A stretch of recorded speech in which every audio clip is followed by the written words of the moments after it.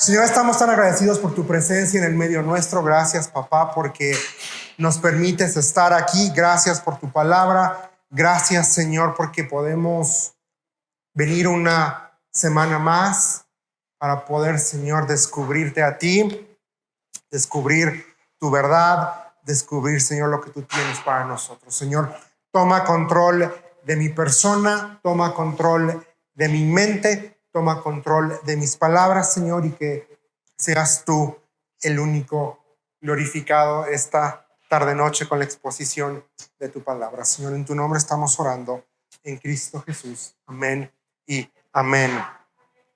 Pues bueno, ya terminamos el primer cuadernillo.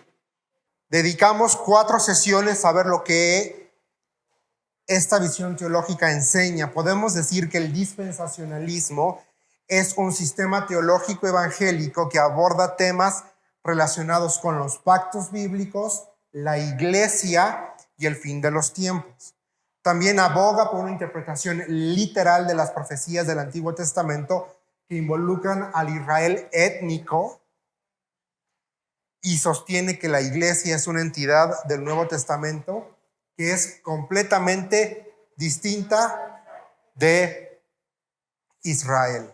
En la primera lección aprendimos, número 1, el enfoque principal de las dispensaciones es la gloria de Dios junto con los gloriosos propósitos de Dios en la narrativa de la redención del ser humano. Los 3 elementos que identifican al dispensacionalismo, que los tenemos que tener así. Primer punto es una diferenciación entre. El segundo es el uso de una hermenéutica literal.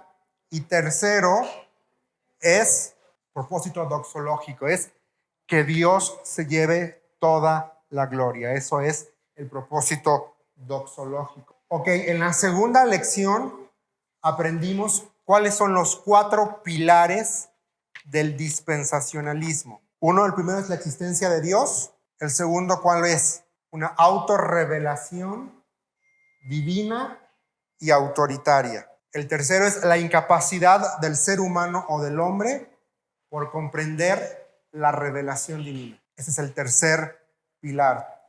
El cuarto pilar, una hermenéutica consistente.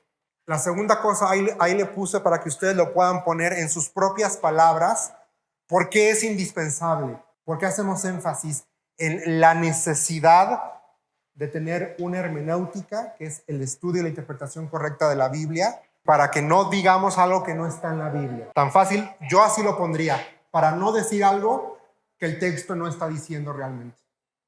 ¿Se acuerdan que les dije cuando hay diferentes formas de estudiar la Biblia y le llamamos hermenéutica? Y ahí nos fijamos en 2 cosas, en lo que sí me dice el texto, pero también en lo que no me está diciendo, porque a veces queremos enseñar de lo que no me está diciendo y por ahí se van a reír porque lo han escuchado muchas veces. Gente que no conoce van a decir cosas como: la Biblia dice ayúdate que yo te ayudaré. Perdóname, pero la Biblia no dice eso. También otra famosísima: y cosas peores vendrán. Así dicen, como dice la Biblia, y cosas peores vendrán. Yo hasta el día de hoy no he encontrado ese versículo que diga y cosas peores vendrán. Así lo dicen. Ahora, en la tercera lección aprendimos 4 características que conforman una dispensación. Existen 2 partes, exactamente. A ver si te acuerdas, como dice Ponchito. Existen dos partes. El que la da, que es Dios, y quien la recibe, que es el ser humano. Existen 2 partes: quien otorga la responsabilidad y quien ejerce la mayordomía. La segunda característica es que las responsabilidades son específicas. Pero la segunda característica es que las responsabilidades son específicas. La tercera es rendición de cuentas. El ser humano va a tener que rendir cuentas a Dios. El cuarto, hay un cambio cuando el hombre falla. Cuando Dios da la responsabilidad, la rendición de cuentas se traduce generalmente en una prueba que el ser humano va a tener que enfrentar. Y obviamente, al fallar la prueba, es que Dios va a cambiar la dispensación. Y la siguiente dispensación va a venir con quizá responsabilidades extendidas, vamos a ponerlo así. Por eso, creo que fue en la segunda lección, está mencionado, uno de los pilares es la revelación divina, porque la revelación de Dios sobre su plan es progresiva en el Antiguo Testamento. Está sumando y va sumando y va sumando y va sumando y va sumando hasta que en el Nuevo Testamento ya tenemos un panorama más amplio. Una dispensación es un periodo en el que se administra con responsabilidad, con rendición de cuentas y con fidelidad la revelación de Dios. La tercera cosa que vimos en la cuarta sesión, para que haya un cambio de dispensación, para que podamos pasar de una a otra, acuérdense que son 7, tiene que haber algo, una continuación de ciertas ordenanzas válidas. Van a continuar algunos mandatos que Dios da, no las va a interrumpir, al contrario, van a seguir. Otras regulaciones, que es el segundo punto, va a haber una anulación de ciertas regulaciones. Caso específico de la ley a la gracia. Se anula por completo el seguir la ley. Hay una anulación. Esto ya no, ahora viene esto otro. ¿Qué es el punto 3? Es una introducción fresca de nuevos principios que anteriormente no eran válidos. Y el punto número 4 menciona las 7 dispensaciones. Esto sería bueno que lo puedan tener ahí guardado en su Biblia o lo anexen en su material, lo peguen, porque es prácticamente los puntos claves de cada sesión. ¿Sí se acuerdan cuáles son las 7 dispensaciones? La iglesia es el cuerpo de Cristo. Por eso, en el primer párrafo de la hojita que les di, dice el Israel étnico. Israel es el pueblo escogido. ¿En dónde surge Israel? Lo mencionamos. ¿En qué momento de la narrativa surge Israel? Génesis, ¿qué? 12. Lo tienen que tener así, mis hermanos. Génesis 12, cuando Dios llama a Abraham, en ese momento surge Israel étnico y, por obviedad, las naciones gentiles. La iglesia no va a surgir sino hasta Hechos capítulo 2, con el derramamiento del Espíritu Santo. Génesis 12, cuando Dios llama a Abraham, ahí surge como tal Israel y por consiguiente todos los demás se considera las naciones gentiles. Cuando Dios llama a Abraham, le promete una descendencia. A partir de ahí podemos trazar ya él como el patriarca de Israel, esta nación étnica, y por consiguiente todo lo demás, a partir de ese momento la Biblia lo va a llamar las naciones, que son gentiles. La iglesia hasta Hechos capítulo 2. En el libro de los Hechos es la historia de la iglesia primitiva. ¿Qué caracteriza a la iglesia? ¿Qué hace que alguien sea iglesia? Venía el Espíritu Santo. Eran caldeos, exactamente, hasta Jacob, pero para fines, pero teológicamente se le concede Génesis 12, porque es el momento en que se hace la separación, porque Génesis 11, versículo 27, dice, este es el relato de la familia de Taré. Taré fue el padre de Abraham, Nacor y Harán fue padre de Lot, pero Harán murió en Ur de los Caldeos. Cuando se le ocurre a la esposa de Abraham prestarle a la sierva, Abraham Dios le dice, y también haré de él, no te preocupes, porque también de él voy a hacer una gran nación. Pero la promesa es para el primogénito. Pero respondiendo, dice Génesis 11, 28. Pero Harán murió en Ur de los Caldeos, su tierra natal, mientras su padre Taré aún vivía. Durante ese tiempo, tanto Abraham como Nacor se casaron. El nombre de la esposa de Abraham era Sarai y el nombre, pero está aquí dice versículo 31. Cierto día Taré tomó a su hijo Abraham, a su nuera Sarai, la esposa de su hijo Abraham, y su nieto Lot, el hijo de su hijo Harán, y salieron de Ur de los Caldeos. Jacob es descendiente directo ¿de quién? De Abraham. Por eso decimos que Israel étnico. El nombre Israel como tal no va a aparecer sino hasta que se le cambie el nombre a Jacob, cuando lucha con el ángel y le dice, ahora te vas a llamar Israel. Sí, porque ve lo que dice el 31. Y salieron de Ur de los Caldeos. Taré se dirigía a la tierra de Canaán. Ya había poblados como tal, pero esta diferenciación propiamente de mío y el resto comienza en Génesis 12 cuando Dios llama personalmente a Abraham. Ahí es cuando ya se hace, es como, no sé por qué siempre pienso en comida, pero vamos a pensar como una pizza. Tiene rebanadas. La rebanada que es mía no es mía hasta que yo no la tomo y me la sirvo en mi plato. A partir de ese momento, esa rebanada es mía. El resto son otras rebanadas. Génesis 12 va a ser Dios agarrando, perdón la comparación, agarrando su rebanada de pizza y poniéndola en su plato y diciendo, esta rebanada es mía. En la iglesia deja de existir la nomenclatura israelita y gentil. Deja de existir. Ahora somos iglesia, punto. No hay mezcla. Ya no hay mezcla. Exactamente. Por eso no hay en Cristo se pierde la nomenclatura. En Cristo somos uno, punto. Por eso les dije, no es lo mismo Israel que la iglesia. El Israel étnico arranca aquí en Génesis 12. Sí, por eso es la importancia de esta diferenciación. ¿Por qué? Porque cuando vienes al Antiguo Testamento, y lo vamos a ver más adelante, cuando Dios le hace promesas a Israel, se las hace al Israel étnico. Y las promesas específicas para el Israel étnico es un pedazo de tierra, es él siendo su rey, él sentándose en el trono de David, porque eso es parte de, y como se los dije, creo que en la primera sesión o en la segunda sesión, no confundamos las dispensaciones con los pactos que Dios hizo para Israel, porque tenemos el pacto abrahámico, está el pacto de Noé, noéico, tenemos el pacto adámico que es anterior, también tenemos el pacto con Noé, ya lo mencioné, y el pacto davídico.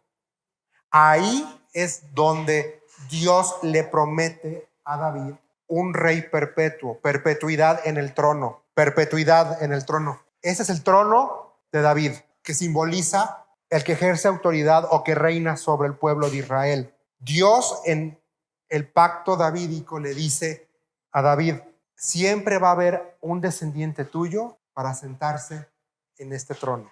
Ahora, con el primer advenimiento, cuando Juan 1 nos dice que a los suyos vino y los suyos no le recibieron, el rechazo del pueblo de Israel a su Mesías solamente pone en pausa el calendario y las promesas de Dios para el Israel étnico. Lo pone en pausa y como a los suyos vino, mas los suyos no lo recibieron, dice Juan 1, dice, ahora a los que creen en su nombre les dio potestad de ser hecho. Entonces, ¿qué dice? La bendición de poder experimentar la gracia de Dios ahora es extendida ¿a quiénes? A los gentiles. Y el calendario profético, digamos, esas promesas futuras quedan pausadas y van a tener su cumplimiento con el arranque de la semana 70 de Daniel, pero no vamos a hablar hoy de eso, porque cuando la iglesia va a ser quitada, en el momento en que la iglesia es quitada de la tierra, ahí se resume el plan que Dios tiene para Israel. Y después de 7 años, después del traslado de la iglesia, van a pasar 7 años para que entonces, ahora sí, el Rey de Reyes y Señor de Señores se siente en el trono de David y cumpla a cabalidad las promesas que los profetas hablaron de que iba a haber rey para siempre en Israel. Por eso es la importancia de separar Israel como nación étnica, la iglesia y las naciones. La iglesia puede estar conformada por judíos y por gentiles, sí, porque la única punto indispensable para formar la iglesia es creer en Cristo Jesús, ser sellado con Espíritu Santo según Efesios 2. Punto. Ese es, y perdemos, y se pierde. Ya no hay, yo soy judío y tú eres gentil. Ahora somos uno en Cristo. Dice ahora que somos nueva criatura. Dice la Biblia, somos nueva criatura. Por eso es importante y por eso no podemos decir que la iglesia es una tipografía de Israel o que la iglesia es un Israel espiritual, porque la Biblia claramente dice que somos una nueva creación. Por eso es importante, porque en el Antiguo Testamento no se menciona como tal la iglesia, porque todavía no está. En el Antiguo Testamento no se menciona la iglesia como tal. Por eso el apóstol Pablo en el Nuevo Testamento va a hablar del misterio. Se ha revelado el misterio. ¿Cuál es el misterio? Ahora, en nuestra dispensación de la gracia, la iglesia. Ese es el misterio, la iglesia y la salvación por gracia que tenemos ahora. Por eso es importantísimo y por eso todas las últimas 4 sesiones hice hincapié en diferenciar Israel étnico, la iglesia y los gentiles. Geográficamente hay un lugar hoy que se llama Israel. Cuando hablamos de Israel étnico, estoy hablando de todo judío que es descendiente por línea directa y sanguínea de Abraham.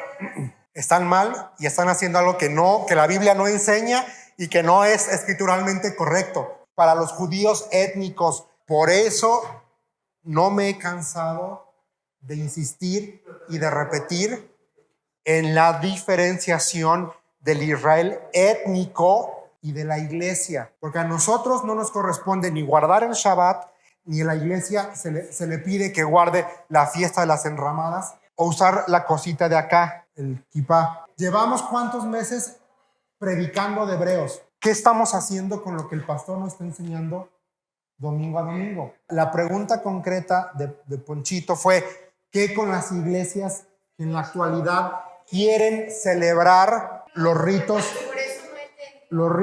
las fiestas judías?